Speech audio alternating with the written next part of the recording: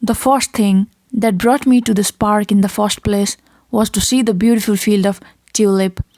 I have always loved tulip flower, but rarely been able to see the entire field of them. On a few occasions, I saw some along the road or when traveling to a specific flower garden, but it was truly wonderful to see them growing so organically along the side of the lake and in the field near the end of the park. I'm really glad I came out to this park and experienced a little nature outside of the city.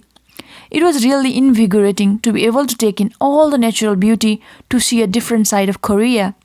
I want to come back and see the park in winter with the frozen waterfall, but of course, now that I have visited in spring, I recommend coming any time of the year.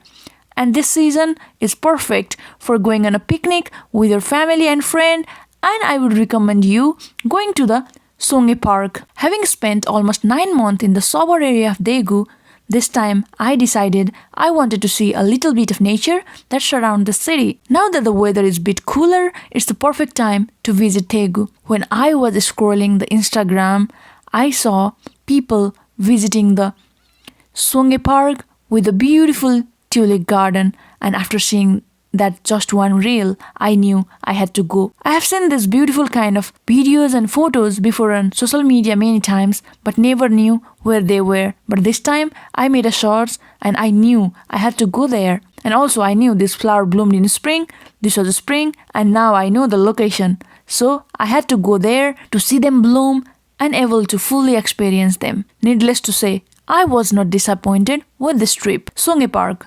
Songhe Park is located at the end of Red Line at Daegu Station. You can just take a bus or a taxi to the actual park because it's a way out in the mountains.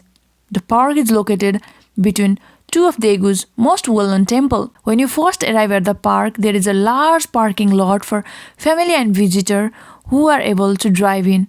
There are some local vendors selling fresh vegetable and other snacks. During this time of the year, many people come to see the flower of tulip while the weather is good. Later on in the year, you can see the fall leaves changing, and then in winter, the park is known for the frozen waterfall or the ice wall. Of course, this is probably one of those parks that is wonderful any time of the year as well. We went to the park during the morning time, but in the evening, you can see statue light up on the lakes and other spectacular light after dark. At the entrance of the park are several attractions including a giant water wheel, a gazebo, a hat walkway which light up at night, and a statue of a named Songhyun, a well-known comedian and MC who seems to be the mascot of the park. Right from the beginning, this park truly is beautiful, especially as we arrived in the early morning. We can see everything in the soft morning glow. Ukenji Pond. Once you walk through the archway of the heart, you'll come across one of the most spectacular views in Daegu.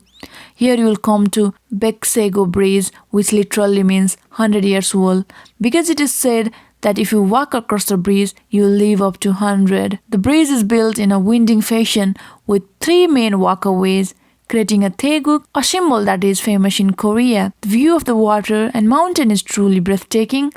I can honestly say I haven't seen this same kind of beauty anywhere in Korea. After exploring the tulip field and taking so many photos around the giant water wheel, we decided to walk off on the trail. The walking trail, which runs along the side of the mountain, goes for about 3.5 kilometers and ends at another temple at the end. The trail is very easy to navigate, and while it is a bit of long walk, it is not difficult at all.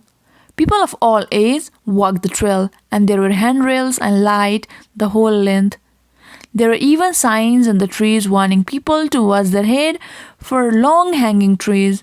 Also, at many points, there were lookouts where you can stop to rest and take photos. Perhaps the most rewarding part of the hike was the end point, where you can cross the pink arched bridge which passes next to one of the many waterfalls you can see along your walk. Although the bridge is tilted, Kurumthari, a title given to a bridge that are considered scary or thrilling, I thought the bridge was truly beautiful. I imagine that this area is really beautiful after a rain, where the waterfall probably runs even heavier, but the sight near the lake from the bridge was captivating anytime. Once you walk down the breeze, you can see how highly suspended the breeze is, which is probably how it received its name. And also during the spring, you can see the field of cosmos near the breeze. And the walk around the lake following the wooden trail is really peaceful and it brings you so much of peace. If you are planning for a picnic or a short visit with your friends, your relative and your family, I would recommend you this place. It's worth visiting.